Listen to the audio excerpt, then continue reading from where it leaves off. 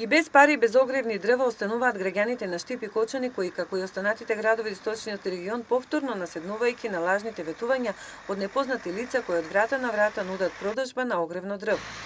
Од утре стартува новата грејна сезона, а граѓаните наместо на времена достава на дрва добиваат лажни ветувања. Во полициската станица Штип пристигнуваат пријави за измами во континуитет. Во обидот да добијат поевтини дрва за огрев, жителите стапуваат во контакт со нелегални продавачи на огревни дрва.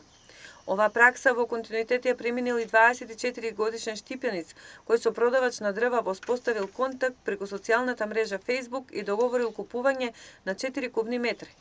Продавачот на огревни дрва му доставил жиро сметка на купувачот кој извршил уплата, но доставата на дрвата никогаш не ја добил.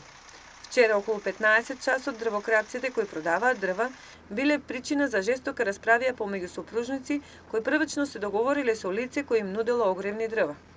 Додека сопругот заедно со продавачот заминале во некоја штипска населба со цел да го согледаат квалитетот на дрвата, кој дополнително ќе им бил доставен, другиот соучесник во измамата се вратил кај сопругата на измамениот со образложение дека веднаш треба да плати, и од жената земал 13.000 денари.